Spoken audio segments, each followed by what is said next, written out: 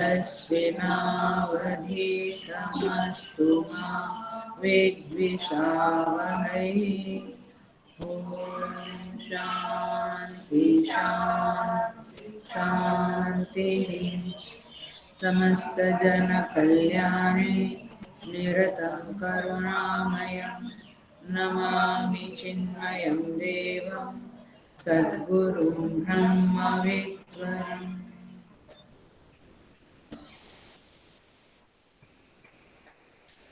Okay.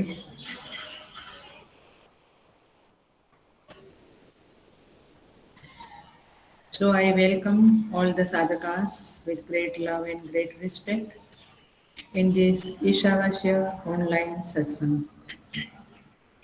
सातवें मंत्र में प्रवेश करते हैं। यस्मिन् सर्वाणि भूतानि आत्मा एव अभूत विजानतः। यस्मिन् सर्वाणि भूतानि आत्मा एव अभूत विजानतः तत्त्वमोहः अशोकः एकत्वम् अनुपश्यतः।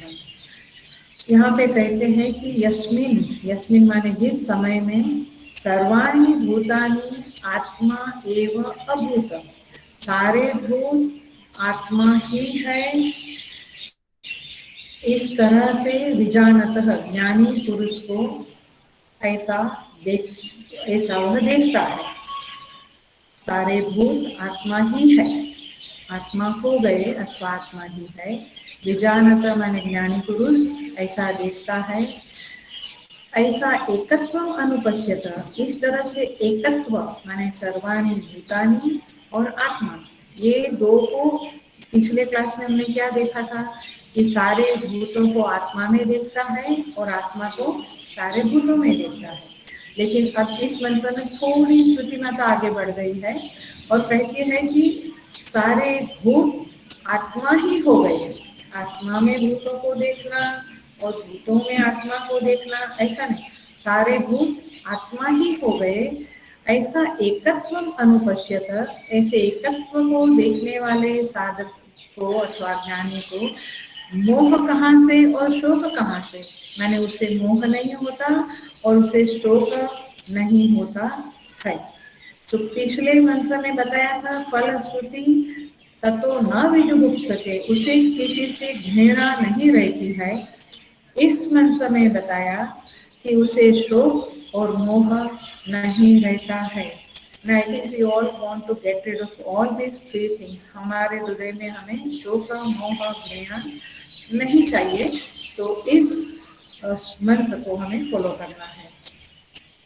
So यहाँ पे जो पांचवें मंत्र में और चौथे मंत्र में आत्मा के लक्षण बताए थे, ध्यान रखना, ध्यान से सुनना, आत्मा के लक्षण बताए थे।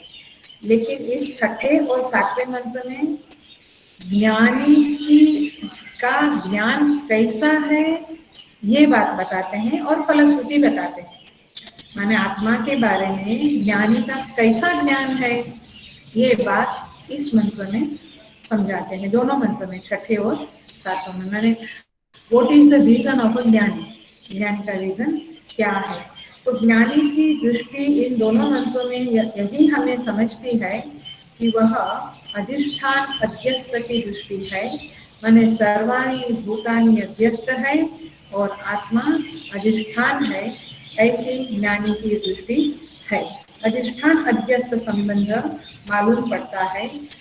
प्लीज नोट डाउन, प्लीज ध्यान रखें, ध्यान से सुने कि यहाँ पे जगत और आत्मा के बीच में आश्रय और आश्रित संबंध नहीं है। समझ में आ रहा है? आधार और आधेय संबंध नहीं है। कौन सा संबंध है? अधिष्ठान और अध्यस्त संबंध है। देखिए, सारी तरंगे जल में है और जल सारी तरंगों में है। तो तरंगे क्या हुई? अध्यस्त हुई। जल क्या हुआ? अधिष्ठान हुआ। तो सारी तरंगे अध्यास रूप हुई।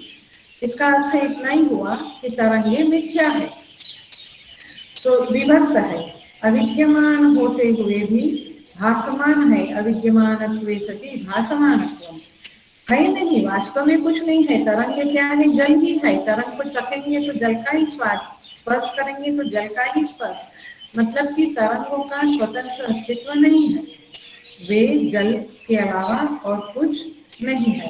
तो तरंग और जल का जो संबंध है वो अधिष्ठान अध्यस्त है, लेकिन जल और नाव का संबंध, हेलो ध्यान देना, जल और नाव का संबंध आधार आधेय संबंध है। मतलब कि नाव आधेय है, जल आधार है। जल में नाव है, नाव जल में है, देखना, नाव जल में है लेकिन जल नाव में नहीं है। आ रहा है, तरंगे जल में है और जल तरंग में है, वो दो तरफा हुआ, यहाँ एक तरफा हो गया। जल नाव जल में है लेकिन जल नाव में नहीं है, ऐसा एक तरफा संबंध है तो आधार आधेय संबंध है। लेकिन दो तरफा संबंध है, जैसे तरंगे जल में और जल तरंग में, तो वह संबंध अधिष्ठान अध्यस्त संबंध कहा जाएगा। थोड़ा सा ये समझ लेना पड़ेगा, इसको और करते हैं, साफ थोड़ा करते हैं ताकि ये मंत्र अच्छी तरह से समझे। क्योंकि जगत आत्मा में है और आत्मा जगत में है, ये कैसे समझना है। ये तरंग जल का एग्जाम्पल ठीक है, एग्जाम्पल से तो हम समझते हैं, लेकिन कुछ में है ऐसा नहीं समझना है। समझना क्या है कि जगत अध्यास रूप है, विवर्त रूप है, अविद्यमान है और भासमान भी है। अविद्यमानत्वे सति भासमानत्व, यही सिद्धांत है इस मंत्र का। इस मंत्र को किसी सिद्धांत के आधार पे समझना है तो यही सिद्धांत है, अविद्यमानत्वे सति भासमानत्व। ये जगत भासमान है, प्रतीत होता है, लेकिन वास्तव में अध्यास रूप है। और इसीलिए सर्वाणि भूतानि माने सारा जगत आत्मा एवं भूत, वो आत्मा के अलावा और कुछ नहीं है। जैसे सारी तरंगे जल के अलावा कुछ नहीं, वैसे सारे भूत माने जगत आत्मा के अलावा कुछ नहीं है। तो जगत अध्यास रूप है। देखिए, आपको अभी भी थोड़ा कंफ्यूजन होता होगा तो मैं और एक एग्जाम्पल देकर साफ करती हूँ। अध्यास में दो तरह का अध्यास होता है, एक है आकाश और नीलिमा। अब आकाश अधिष्ठान है और नीलिमा अध्यास है, लेकिन नीलिमा जो है वो केवल प्रतीयमान है, वो व्यावहारिक नहीं है, वो प्राकृतिक है। कहने आ रहा है व्यावहारिक नहीं, माने नीलिमा का के साथ हमारा कोई व्यवहार नहीं होता है, नीलिमा कोई क्रिया नहीं कर सकती है। इट इज जस्ट प्रतीति, इट इज जस्ट अपीयरेंस, एक अपीयरेंस है आकाश के ऊपर। लेकिन दूसरा एग्जाम्पल जो है वो है तरंग का। अब ये थोड़ा अलग अध्यास हो गया। यदि आप ध्यान से समझेंगे तो आपको दिखेगा कि नीलिमा एवं तरंग दोनों अलग अलग तरह से अध्यास रूप में दिखते हैं। नीलिमा का व्यवहार नहीं, लेकिन तरंग जो है वो तरंग प्रतीत भी होती है और व्यवहार भी है उसका। वो नाव भी डुबो सकती है, सुनामी ला सकती है, मतलब कि मिथ्या तरंगों ने नाव को डुबा दिया। यस, वेव्स आए, नाव को ले गए। तो ये अध्यास तो है, लेकिन फिर भी तरंग कोई द्रव्य नहीं है। हेलो, ध्यान रखना, जरा ध्यान से सुनना, समझना, तभी ये दोनों मंत्र समझेंगे। तो ये जो द्रव्य होता है उसमें गुणधर्म होता है। द्रव्य माने एलिमेंट, वस्तु, उसमें प्रॉपर्टीज होती है। साइंस भी कहता है कि तरंग एलिमेंट नहीं है, तो तरंग द्रव्य नहीं है, एक अध्यास ही है, लेकिन फिर भी वह उसमें व्यवहार है। नीलिमा के जैसा प्राकृतिक केवल नहीं है, व्यवहार है। अच्छा, आपको और क्लोजर एग्जांपल दूं तो घट का एग्जांपल लीजिए, घट और मिट्टी। तो घट क्या है? मिट्टी के ऊपर एक आकार विशेष, एक नाम विशेष की प्रतीति है।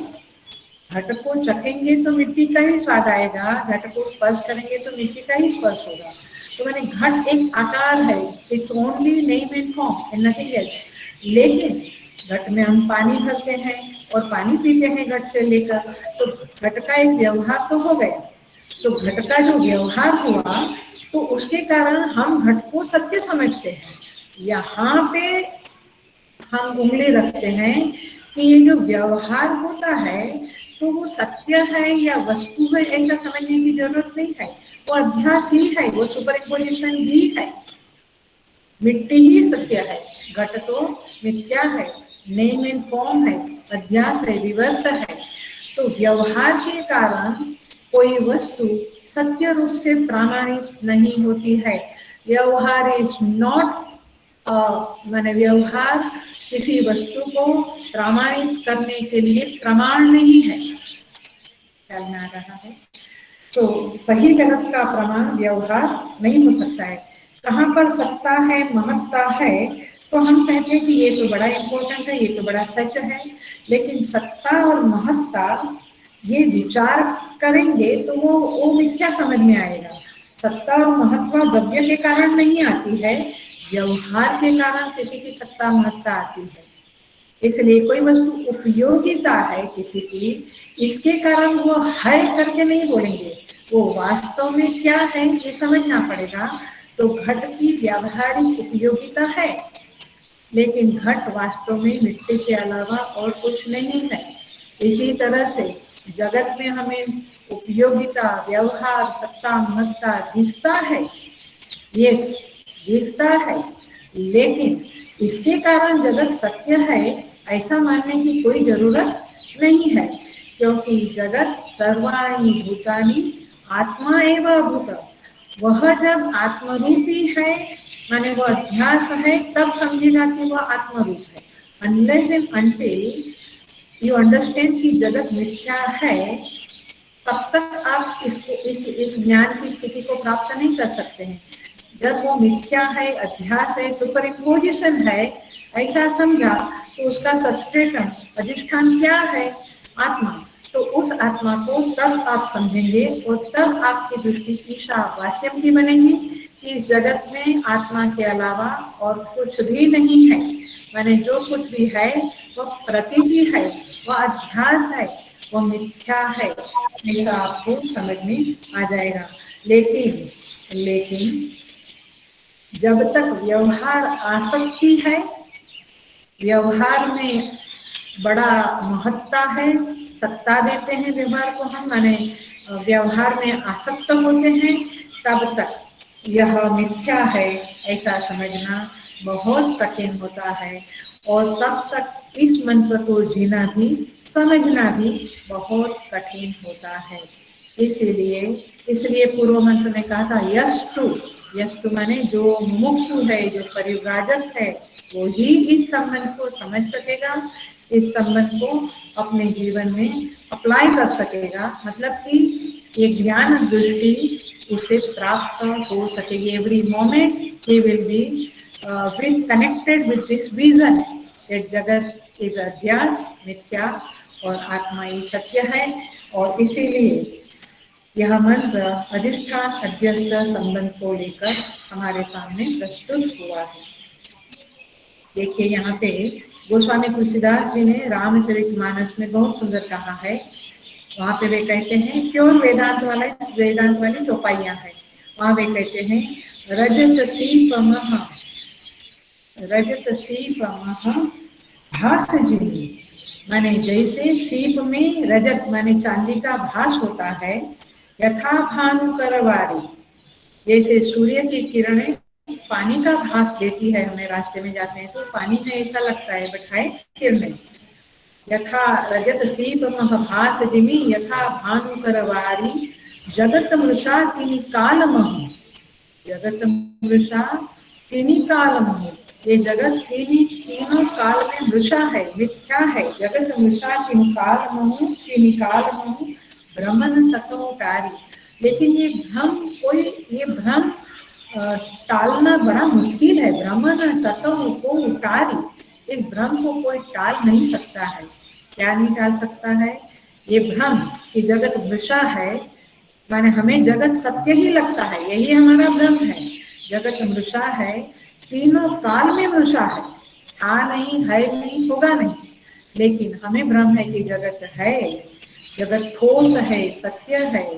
ये जो हमारा भ्रम है, तुलसीदास जी महाराज कहते हैं, वो कोई टाल नहीं सकता है, बड़ा कठिन है।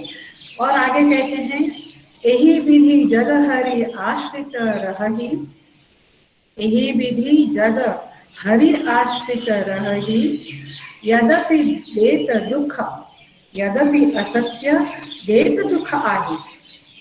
ये जगत हरि के यही विधि, यही विधि माने जैसे रजत चांदी सीप के आश्रित है, माने चांदी दिखती कब है, जब सीप है तो दिखती है, तो चांदी सीप के आश्रित है। उसी तरह से, और दिखती है, प्रतीति होती है, लेकिन वास्तव में नहीं है। उसी तरह से यह जगत भी तीनों काल में है नहीं, लेकिन रजत चांदी की तरह, चांदी जैसे सीप में भास होती है, वैसे जगत आत्मा में भासमान है। और भासमान है माने जगत रूपी, आत्मा रूपी अधिष्ठान में यह जगत प्रतीयमान है, प्रतीत हो रहा है। चिद विलास जग माने अपने हमें लगता है कि जगत है। तो यही विधि जग हरि आश्रित रही, यद्यपि असत्य, देखना, यद्यपि असत्य देत दुखाई। वो चांदी को देख के कितना आनंद होता है कि चलो मिल गया, या सर्प को देख के, सर्प भी प्राकृतिक है रज्जु के ऊपर, लेकिन उसको देख के डर लगता है। वैसे ये जगत असत्य होते हुए भी देत दुख आही, बहुत दुख भी देता है, सुख भी देता है। तो मतलब है कि असत्य सुख दुख देता है, इसलिए सत्य है, ऐसा मानने की जरूरत नहीं है। हमारी जगह तो ये जगत वास्तव में, ये सर्वाणी भूतानि वास्तव में अध्यास रूप है। वह आत्मा एवं अभूत। ये जब ज्ञान हुआ तो अध्यास नाम की चीज खत्म हो गई, अध्यास है ही नहीं। अध्यास माने कुछ केवल प्रकृति है, ये ज्ञान हमें हो गया। तो इसलिए सर्वाणी भूतानि आत्मा एवं अभूत। जिसने जल को देख लिया, समझ लिया, उसके लिए तरंग क्या महत्ता रखता है, माने तरंग मिथ्या है, ये उसको भान हो जाता है। इसलिए उसके लिए ऐसे बोलेंगे, सारी तरंगे जल एवं अभूत, जल ही हो गई। तो सर्वाणि भूतानि आत्मा एवं अभूत। पकड़ में आ रहा है ये बातें, अधिष्ठान अध्यस्थिति थोड़ी बहुत। तो इस तरह से देखिए, मैं एक और एकदम लौकिक एग्जाम्पल देती हूँ, रूटीन एग्जाम्पल है। कोई एक एक्टर है, फॉर एग्जाम्पल मान लो अमिताभ बच्चन है, बहुत सारे मूवी में बहुत सारे रोल करता है, तो उसको हम कहेंगे बहुत सारे वेश धारण करते हैं, वो बहुत सारे वेश धारण करते हैं। तो जिसको पता नहीं कि ये अमिताभ बच्चन है, वो क्या कहेगा, ओ ये डाकू है, ये राजा है, ये गृहस्थ है, ये साधु है, माने अलग अलग वेश को वो सत्य मानेगा, और उसको लगेगा ये भिन्न भिन्न लोग हैं, अलग अलग लोग हैं। लेकिन जिसने जान लिया कि ये तो अमिताभ बच्चन है, तो उसने क्या किया, शास्त्र की भाषा में उसने वेश का बाध किया। क्या आ रहा है, पकड़ रहे हैं? उसने क्या किया, वेश का बाध किया। बाध माने निगेशन किया। उसने कहा अरे यार ये तो अमिताभ बच्चन है, ये कोई अलग अलग व्यक्ति थोड़े हैं, ये मोहनलाल, सोहनलाल, सुरेश, रमेश ऐसे अलग अलग थोड़े हैं। वो गृहस्थ, योगी, साधु, डाकू, राजा, ये सब तो वेश है।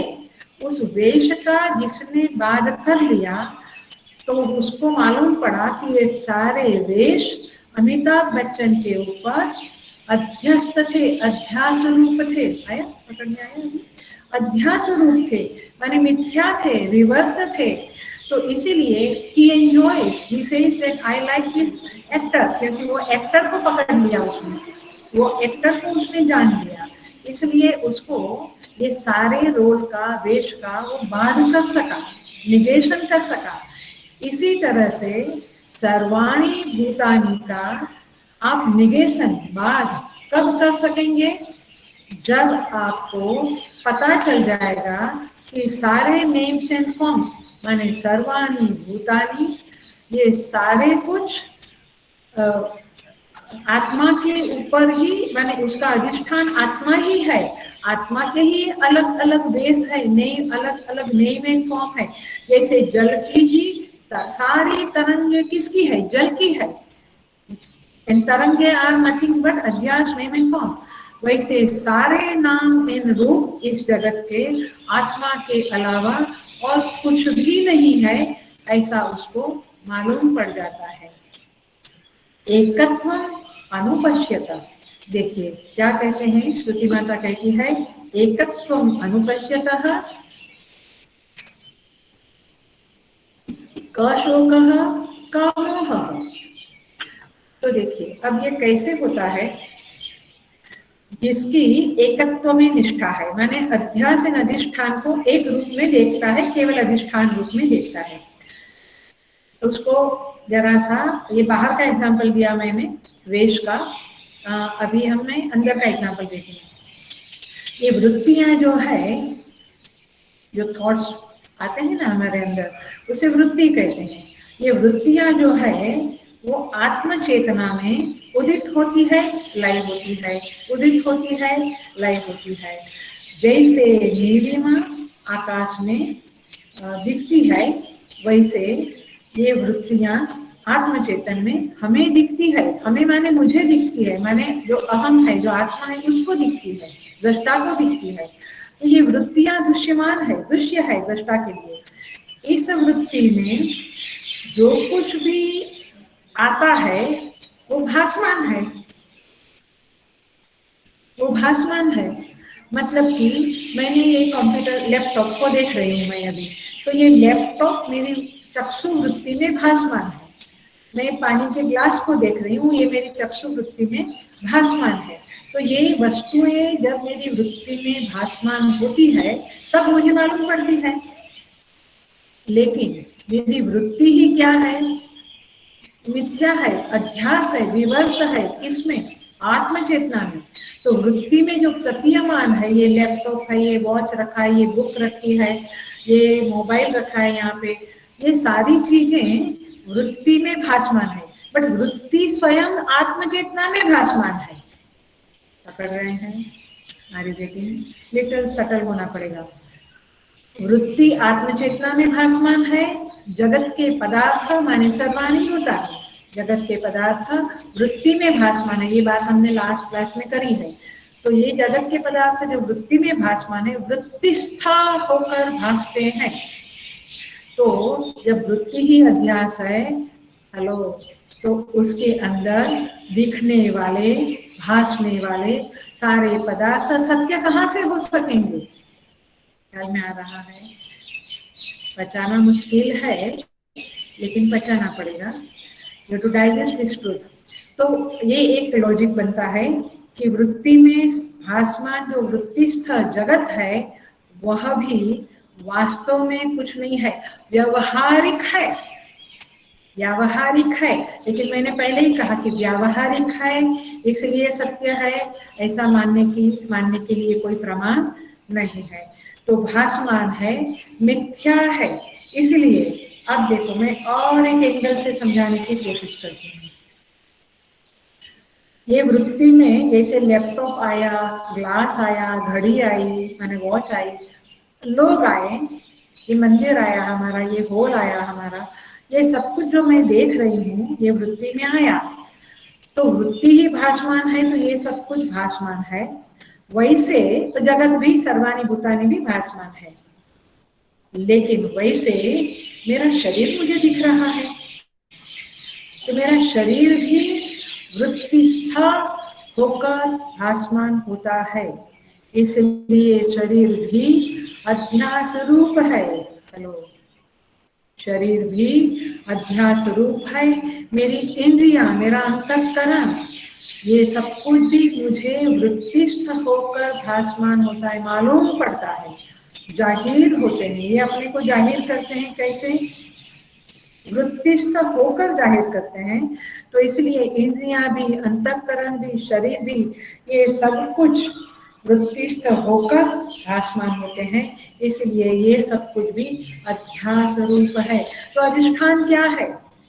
जो अहम अहम करके जो आत्म तत्व स्फुरित हो रहा है, वह वह अधिष्ठान है। That's the only truth of the world. वह आत्म तत्व ही जगत का सत्य है। जगत तो उसके ऊपर विवर्त है।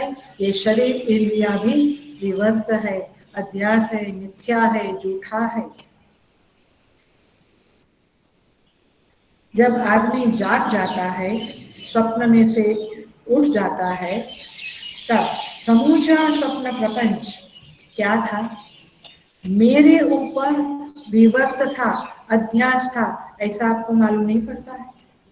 ऐसा ही आपको समझ में आता है कि ऐसा लगता है कि वो एक जगत था, अब उस जगत को मैं ढूंढूं और उसके साथ थोड़ा आनंद मंगल करूं। नहीं, आप समझ जाते हैं उठने पर कि ये जो समूचा स्वप्न प्रपंच था, जगत था, सर्वाणी भूतानी थे जो स्वप्न में दिख रहे थे, वो सब कुछ मेरे अलावा और कुछ नहीं थे। दृष्टा के अलावा वह दृश्य और कुछ भी नहीं है। ये स्वप्न से जागे हुए पुरुष को मालूम पड़ जाता है।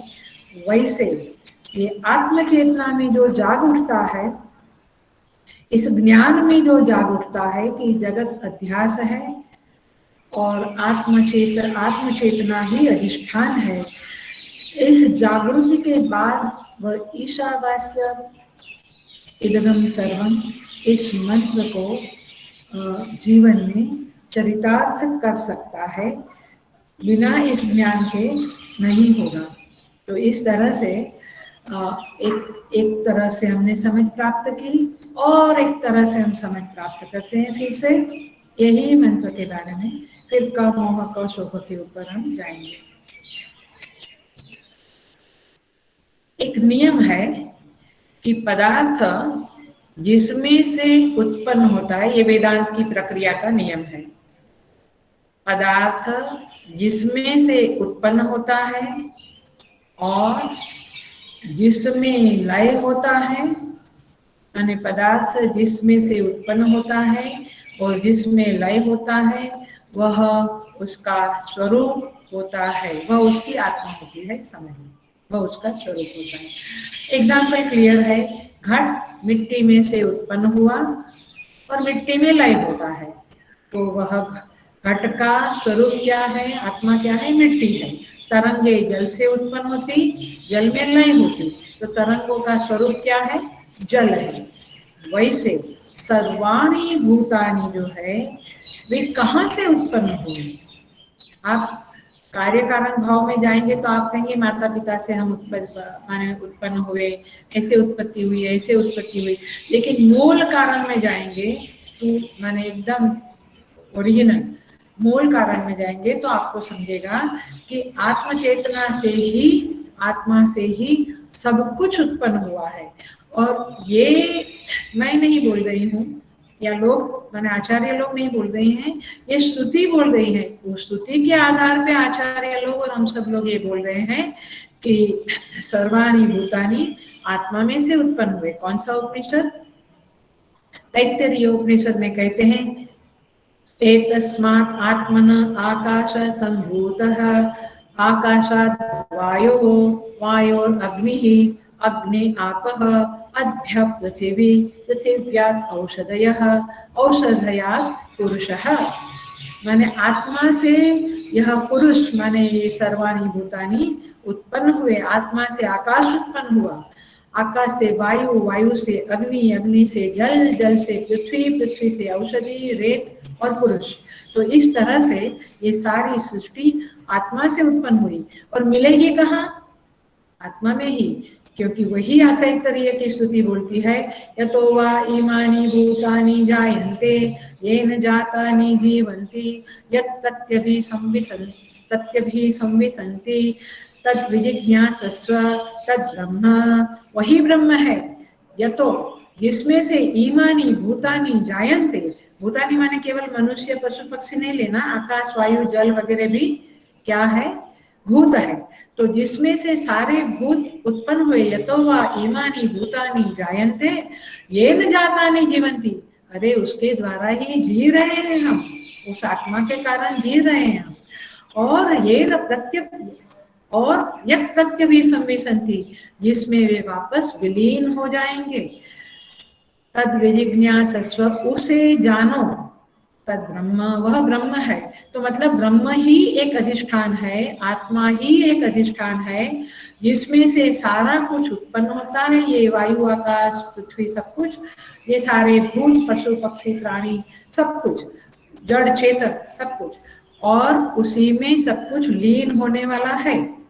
तो इसीलिए जब श्रुति ही प्रमाण देती है कि ये सारा कुछ आत्मा से उत्पन्न हुआ और आत्मा में लीन होगा, तो नियम जो है, ये जो सिद्धांत है वो यही है कि जिसमें से उत्पन्न होता है और जिसमें लय होता है वह उसका स्वरूप होता है, मतलब वह उसकी आत्मा होती है। घट मिट्टी से उत्पन्न हुआ, मिट्टी में लय हुआ, तो मिट्टी क्या बनी? घट की आत्मा। वैसे सारे भूत जगत, सारा जगत आत्मा से उत्पन्न हुआ और आत्मा में लय हुआ, तो जगत की आत्मा क्या हुई? स्वरूप क्या हुआ जगत का? आत्मा। तो इस तरह से समझना पड़ेगा कि यह श्लोक जो, यह मंत्र जो है, यस्मिन् सर्वाणि भूतानि, यस्मिन् माने जिस काल में सारे भूत आत्मा एव अभूत, ये सत्य आपको जिस क्षण में क्लिक करेगा, रियलाइज होगा, ये सुनकर रियलाइज नहीं होता है, कोई रेर साधक को हो जाता है, उसके बाद छोड़ो। ये श्रवण करने के बाद मनन करना पड़ता है, मनन करने के बाद निधिध्यासन, निधिध्यासन माने जैसे हम समाधि लगाते हैं, ये पातंजलि योग सूत्र में जहाँ कहते हैं हम समाधि लगती है, वैसे वेदांत में वो शास्त्र के सिद्धांतों में मन ध्यानस्थ हो जाता है, निधिध्यासन होता है उसका, तब जाके ये रियलाइजेशन होता है उनकी कृपा से, परमात्मा की कृपा से। तो इस तरह से आत्मा एव अभूत विजानतः, किसको विजानत माने जो जानकार लोग हैं उन्हें ये पता चल जाता है कि ये सब कुछ आत्मा ही है, मतलब ये सब कुछ अध्यास ही है, विवर्त है, सुपर इम्पोजिशन है। जैसे रज्जु पे सर्प सुपर इम्पोजिशन है, जैसे सुवर्ण में, सुवर्ण के ऊपर आभूषण सुपर इम्पोजिशन है, मिट्टी के ऊपर घट सुपर इम्पोजिशन है, जल के ऊपर तरंगे सुपर इम्पोजिशन है, वैसे आत्मा के ऊपर ये सारे भूत, सारा दृश्यमान प्रपंच सुपर इम्पोजिशन है, अध्यास है, विवर्त है, प्रतीति है। व्यवहार कर सकते हैं, पहले ही बताया, व्यवहार कर सकते हैं, लेकिन इसका मतलब ये नहीं कि ये सत्य है। व्यवहार सत्य का प्रमाण नहीं, इसीलिए। और व्यवहार आप देखते हैं कि व्यवहार में कभी सत्यता नहीं होती है। सो तात्पर्य ये है कि इस तरह से विजानतः, जो जान गया है, जिसको ये मालूम पड़ गया है, क्या मालूम पड़ गया है? कि ये जगत अध्यास है, उसको सब कुछ आत्मा ही हो गया है, उसको कह शोकः कामोहः एकत्वम् अनुपश्यतः, इस एक आत्मा को केवल देखने वाले को कहाँ शोक है, कहाँ मोह है। तो इसलिए, तो मतलब ये है, अब देखना जरा सा अटेंशन देना, मतलब विजानतः का शोक का मोह, जो जानकार है, ज्ञानी है, उसको कहाँ शोक कहाँ मोह, उल्टा करो, अज्ञानी है उसको शोक भी है, मोह भी है, विजुगुप्सति घृणा भी है। तो ये मूर्खता ही शोक मोह का कारण है। मूर्खता माने अज्ञान, अविजानतः मोह शोकः अस्ति। तो अविजानतः मतलब कि जो अज्ञानी है, जो अविद्या वाला है, माने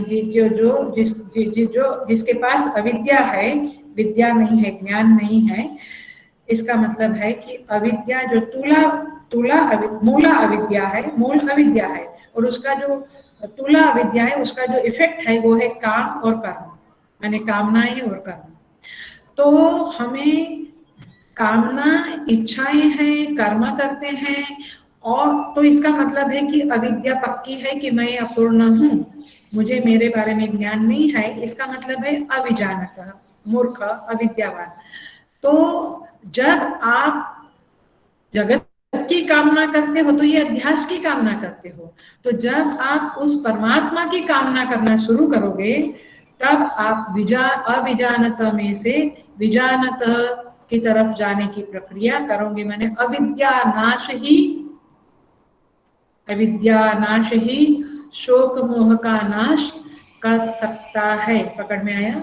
विजानता का शोक का मोह, मतलब कि ज्ञानी को शोक नहीं, मोह नहीं। तो अज्ञानी को शोक और मोह है। अज्ञानी माने स्वयं के बारे में, जीव जगत और ईश्वर के बारे में जिसको सही ज्ञान नहीं है, ऐसा अविद्यावान को यह शोक और मोह पकड़ते हैं। मतलब कि उनको ये शोक मोह होता है। यहाँ पे बहुत सुंदर भाष्यकार कहते हैं, शोकश्च मोहश्च काम कर्म बीजम अजानतः भवति। ये काम कर्म के बीज जो अविद्या है उसके कारण शोकः मोहः अजानतः भवति, अज्ञानी को होता है। न तो आत्म एकत्वं विशुद्धं गगनोपमं पश्यतः, जो विशुद्ध गगन की तरह, आकाश की तरह एकत्व देखता है उसको शोक मोह नहीं होता है। यहाँ पे कहते हैं को मोह क शोक इति शोक मोहयो अविद्या कार्ययोः आक्षेपेण असंभव प्रदर्शनात् स कारणस्य संसारस्य अत्यंतम एव उच्छेद प्रदर्शितो भवति। जिसको ये ज्ञान हो गया उसके संसार का कंप्लीट उच्छेद हो जाता है, अर्थात उसके लिए सर्वाणि भूतानि विद्यमान नहीं रहते हैं, केवल प्रतीति बन के रह जाते हैं, और उनको यह केवल आत्म तत्व, केवल ईश तत्व ही विद्यमान है, ऐसा अनुभव में आने लगता है। तो इस तरह से का शोकः का मोहः, यहाँ पे थोड़ा सा एक और बात बताऊंगी मैं। यहाँ पे कहते हैं कि शोक से पार हो जाता है, इसका मतलब जरा सा समझे। शोक से पार हो जाता है माने शोक चला गया, ऐसा नहीं, आनंद स्वरूप हो जाता है। क्या होता है? वह आनंद स्वरूप हो जाता है। जो व्यक्ति का शोक चला गया मतलब वह आनंद स्वरूप हो गया। इसको एग्जाम्पल से समझेंगे।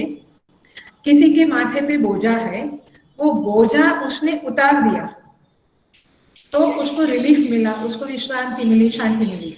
वैसा नहीं है कि शोक चला गया, वह आनंद स्वरूप हो जाता है। माने खाली बोझ उतर गया ऐसा नहीं है, लेकिन वह आनंद स्वरूप होता है। ये इसलिए कहते हैं कि वेदांत ऐसा मानता है, शोक मोह गया लेकिन वेदांत मानता है कि वो आनंद स्वरूप हो गया। योग माने पतंजलि योग शास्त्र, सांख्य योग, न्याय, वैशेषिक, ये लोग ऐसा नहीं मानते हैं, आनंद स्वरूप हो गया ऐसा नहीं मानते हैं। बट जैसे गीता कहते हैं यस्त्वात्मगतिरेव स्यात् आत्मतृप्तश्च मानवः आत्मेव च संतुष्टः तस्य कार्यं न विद्यते। ये आत्मा संतोष स्वरूप है। आत्मा में यदि तृप्ति नहीं होती, आनंद नहीं होता, तो आत्मा की प्राप्ति से कोई आनंद स्वरूप कैसे हो जाता? पकड़ में आ रहा है? आत्मा स्वयं आनंद स्वरूप है, इसलिए आत्मा प्राप्ति हुई तो आनंद स्वरूप हो गया। तो यहाँ पे सर्वाणि भूतानि आत्मा एवं अभूत का अर्थ है कि वह आत्मा स्वरूप हो गया, उसने अपने आत्मा स्वरूप को जान लिया। तो इसीलिए ऐसा नहीं है कि खाली शोक मोह दूर हो गया, वो आत्मा में रमन करने वाला हो गया। इसलिए गीता में उसको पंडित कहा है। पहला श्लोक गीता का, जहाँ भगवान बोलना शुरू करते हैं, क्या कहते हैं? अशोच्यानन्द शोचस्त्वं प्रज्ञावादांश्च भाससे गतासु न गतासुश्च नानुशोचन्ति पंडिताः। पंडित शोक नहीं करता है, मतलब पंडित वह है जिसने आत्मा को पा लिया है। यहाँ पे कहते हैं, छांदोग्य का एक एग्जाम्पल देके शोक मोह को समझाने की कोशिश करती हूँ। नारद जी अपने भाई लोग जो सनत कुमार थे उनके पास गए, सभी ब्रह्मा जी के ही पुत्र है। तो भाई के पास जाते हैं और सनत कुमार को कहते हैं हमें आत्मज्ञान दो। तो सनत कुमार नारद जी से पूछते हैं कि तुम्हें क्या क्या आता है बताओ। बोले हमें ऋग्वेद, यजुर्वेद, सामवेद, अथर्ववेद, सारे वेद, उपवेद, सारे दर्शन शास्त्र सब कुछ आता है मुझे। बोले कि सब कुछ आता है? कहते हैं कि हाँ, नारद जी कहते हैं हाँ मुझे सब कुछ का ज्ञान है, फिर भी ओ अहम भगवान सोचामी, मुझे शोक क्यों हो रहा है। फिर नारद जी कहते हैं सनत कुमार को, लेकिन हे गुरुवर्य, हमने सुना है तरति शोकम आत्मविद श्रुतवान अहम, मैं सुना है तरति शोकम आत्मविद, जो आत्मविद होते हैं, आत्मा को जानते हैं, वे शोक से मुक्त हो जाते हैं। ये उपनिषद का है, ये उपनिषद की छांदोग्य उपनिषद की बातें हैं। तो उपनिषदों में ये बात बहुत स्पष्ट कहते हैं। फिर सनत कुमार उन्हें ज्ञान देते हैं और वे ज्ञानी बनते हैं। तो तात्पर्य ये है कि आत्मज्ञान का माने आत्मज्ञान का फल है आनंद स्वरूप हो जाना, अपूर्णता का अभाव हो जाना, पूर्ण हो जाना। तो इसीलिए ये आत्मा एवं अभूतः जब हुआ तो शोक मोह नष्ट हो गया, ये स्वाभाविक है। तो ये इसकी फलश्रुति है। तो इसलिए मुझे लगता है कि ये जिंदगी भर आनंद के लिए जो तड़पते हैं, लेकिन आनंद कहाँ है? केवल आत्मा में है। बाकी सब तो अध्यास रूप है, उसमें उस आत्मा के आनंद का केवल प्रतिबिंब पड़ा है, उस प्रतिबिंब से हम खुश होते रहते हैं। ये जरा समझ लेने से साधना में व्यवहार आसक्ति कम करने से ये आत्मज्ञान की प्राप्ति की तरफ हमारी गति होगी और इस तरह से शोक से मुक्त हो जाएंगे, मोह से भी मुक्त हो जाएंगे। क्योंकि अर्जुन का देखिए, गीता भी यही बात कहते हैं, सारी स्तुतियां भी माने उपनिषद भी यही बात कहते हैं कि जीवन में शोक मोह तब है जब आप जगत को सत्य मानते हैं। जगत जब अध्यास रूप में होगा तब ही, एंड ओनली देन, तब ही वह जगत आत्मरूप हो जाएगा और आप शोक और मोह से मुक्त होंगे। क्योंकि अर्जुन भी कहते हैं दृष्टि एवं स्वजनम कृष्णम युयोत्सुम समुपस्थितम, जब भगवान उनका रथ, अर्जुन का रथ बीच में लाते हैं, दोनों सेनाओं के बीच में लाते हैं, तो अर्जुन भगवान को कहते हैं दृष्ट्वा इमं स्वजनम कृष्ण, ये स्वजन जो गुरुवर द्रोणाचार्य भीष्म पितामह वगैरह है, दृष्टवेवम, इनको देखकर युयुत्सुम समुपस्थितम, और ये लोग युद्ध करने के लिए मेरे सामने खड़े हैं, इनको देखकर सीदंती मम गात्राणि, मोह उत्पन्न हुआ अर्जुन को, सीदंती मम गात्राणि मुखम च परिशुष्यति, मेरे गात्र ढीले हो गए हैं, कंपित हो रहे हैं, मुखम च परिशुष्यति, मेरा मुख सूख गया है, वेपथुश्च शरीरे में रोमहर्षश्च जायते, मेरे रोंगटे खड़े हो गए हैं, गांडीवम संसदे हस्तात्, इतना ही नहीं, मेरा गांडीव, मेरा धनुष मेरे हाथ से सरक रहा है, तपचैव परिदयते, मेरी त्वचा में, मेरी स्किन में दाह्य उत्पन्न हुआ है, जल रही है, न च शक्नोमि अवस्थातुं, मैं खड़े रहने के लिए समर्थ नहीं हूँ, मन भ्रमतीव च मे मनः, मेरा मन भ्रमित हो रहा है। ये सारी स्थितियां हम लोग अनुभव करते हैं, ये मोह का परिणाम है। जब जब जीवन में मोह आता है, ये सारे अनुभव से हम लोग गुजरते हैं।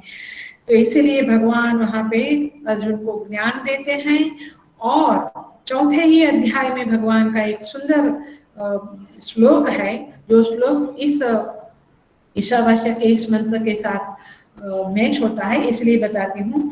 वहां कहते हैं भगवान यज्ञात्वा न पुनर्मोहम एवं यास्यसि पांडव येन भूतान्यशेषेण रक्ष्यस्यात्मन्यथो मयि।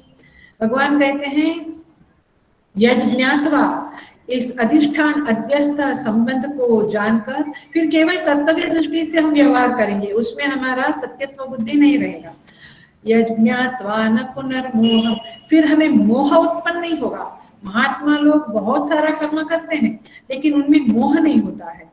मोह माने उल्टी बुद्धि, विपरीत बुद्धि। विपरीत बुद्धि क्या है हमारी? जगत सत्य है, आत्मा भी सत्य है, दो सत्य नहीं हो सकता है, सत्य तो एक ही होता है ना। दो सत्य कभी भी नहीं होता है। तो हमारी जो विपरीत बुद्धि है कि आत्मा भी है, आत्मा है, सत्य है, और जगत भी सत्य है, नहीं। तो निर्मोह, मोह मिट जाना माने क्या?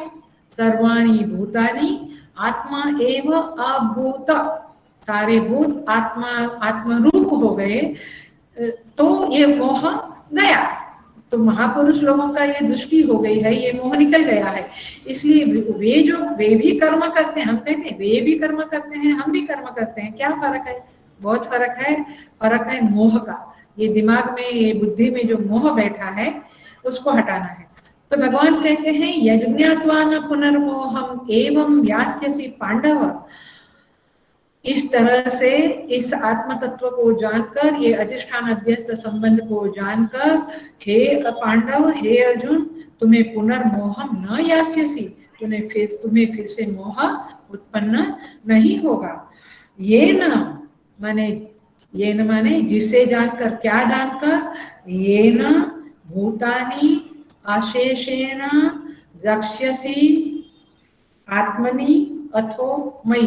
मैं संधि छुट्टी करके बोल रही हूँ इसी श्लोक को। ये न भूतानि, जिस ज्ञान के द्वारा भूतानि, सारे भूतों को, द्रक्ष्यसि, देखेगा, कहाँ? आत्मनि अथो मयि, माने आत्मा में देखेगा और मुझ में देखेगा, माने एक ही है, परमात्मा में देखेगा। ईशावास्यम इदगम सर्वम। तो इस तरह से भगवान अर्जुन को कहते हैं। तो देखिए यहाँ पर भी कहा भगवान ने कि सारे भूत आत्मा में देखेगा। कब? जब यज्ञात्वा न पुनर्मोहम एवं यास्यसि, जब तेरा मोह नष्ट होगा और तुझे ज्ञान होगा। यही बात यहाँ कहा, विजानतः सर्वाणि भूतानि आत्मा एव अभूतः, अभूतः तत्र को मोह का शोकः, तब क्या मोह क्या शोक। तो इस तरह से ये दृष्टि का लीला है, ये दृष्टि का क्या कहे, ये ज्ञानमयी दृष्टि जब आती है तब इस श्लोक को चरितार्थ कर सकते हैं। देखिए इसका एक लास्ट एग्जाम्पल बता के पूरा कर रही हूं मैं। कुंती माता जब युद्ध पूरा हो गया और भगवान कृष्ण जब द्वारिका जाने के लिए निकले तो कुंती माता बहुत रोने लगी, बहुत रोने लगी। तो भगवान ने उनको कहा कि वो बुआ होती थी, बोला कि आप कुछ वरदान मांगो, आप क्या चाहते हो? तो कुंती माता ने कहा, बहुत सुंदर कहा, हे विश्वेश, हे विश्वात्मन, हे विश्वमूर्ते, स्वकेशु में स्नेह पास इमं छिंदी वृष्णिषु च पांडुषु च। कहती है कि ये मेरा स्नेह पास जो है वृष्णि वंश में, मेरे मायके वालों में, पियर वालों में और मेरे ससुराल वालों में जो मेरा स्नेह पास है उसको छोड़ दो, तो फिर उसको काट दो प्रभु। तो काट के क्या करूं? तो मेरा स्नेह पास जो है मेरी, वो मुझे आप में लगा दो मेरा स्नेह पास, और आपके भक्तों में लगा दो, मेरी मति आप में और आपके भक्तों में रहे, ये मेरे मायके वाले और पियर वालों से काट दो। भगवान ने तथास्तु कहा। लेकिन सोचना इसमें ये है कि भगवान, कुंती माता ने मायका, पियर वाले, वृष्णि वंश और पांडु वंश दोनों से स्नेह पास काटने को कहा। लेकिन वृष्णि वंश कौन है? भगवान कृष्ण है। और पांडु वंश कौन है? भगवान के भक्त है, भक्तों सी में सखा चेती। तो आखिर में रस्सी एक जगह से काट के उसी जगह वापस बांधने का जैसा हुआ ना। लेकिन यहाँ दृष्टि है, लेकिन ये जो स्नेह पास से स्नेहत्वेन जो बंधन था वो काटकर भक्तत्वेन बंधन में आए वो। Are you getting? ये कैसा शिफ्टिंग हो गया। वैसे ये आत्मा, ये शरीर में जो आत्मबुद्धि है वहां से लेकर सर्वाणी भूतानी में आत्मबुद्धि हो गई, तो फिर आत्मा के अलावा कुछ नहीं होगा। ये बात समझने जैसे, मतलब कि ये शरीर जैसे मिथ्या है वैसे सर्वाणी भूतानी मिथ्या है। ये सत्यत्व बुद्धि जो थी आज तक हमारी जगत में और अपने शरीर में, उसमें से सत्यत्व बुद्धि को हटाकर मिथ्यात्व बुद्धि जब आ गई, जैसे यहाँ स्नेहत्वेन बंधन था वो भक्तत्वेन आ गया, तो ठीक हो गया। वैसे ये सत्यत्वेन जो हमारा जगत में बुद्धि है, शरीर में बुद्धि है, वो हटकर वहां से काट कर हमें मिथ्यात्वेन बुद्धि बनानी है, और तब हमारा जन्म मरण का चक्कर कट जाएगा। तब ये ज्ञानमयी दृष्टि आपको हासिल हो जाएगी, परमात्मा की कृपा हो जाएगी, जन्म मरण के चक्कर से हम छूट जाएंगे। तो इस तरह से इस श्लोक को, इस मंत्र को हम देख रहे हैं। भगवान करे हमें इस तरह की दृष्टि प्राप्त हुए। और एक मंत्र है, 8वां मंत्र, जो अगेन आत्मा के, मैंने ये ज्ञानी की दृष्टि के थे 6ठा और 7वां मंत्र। अब 8वां मंत्र फिर आत्मा के लक्षणों का है, शायद मैं 2 क्लास लूंगी उसको, लेकिन 8वां मंत्र will be the last for ज्ञान कांड। इसके बाद पुनः कर्म और उपासना का समुच्चय, मैंने बड़ा आप लोगों का फेवरेट टॉपिक शुरू होगा 9वें मंत्र से लेके 9, 10, 11, 12, 13, 14, 6 मंत्रों का एक पुष्प समूह है। वो मंत्र कर्म और उपासना का समुच्चय वगैरह के बारे में होगा, वो हम देखेंगे। लेकिन एक मंत्र रह गया है, तो पेशेंस से, धैर्य से अगला एक मंत्र भी सुन लेना। आत्मा के बारे में बताने वाली है श्रुति, इसको हम अगले क्लास में देखेंगे। Thank you so much, God bless you. भगवान हम सबको ये दृष्टि दे, यही प्रार्थना के साथ ओम पूर्णमदः पूर्णमिदं पूर्णात् पूर्णमुदच्यते पूर्णस्य पूर्णमादाय पूर्णमेवावशिष्यते। ओम शांति शांति शांति। हरि ओम। श्री गुरुभ्यो नमः। हरि ओम। Thank you.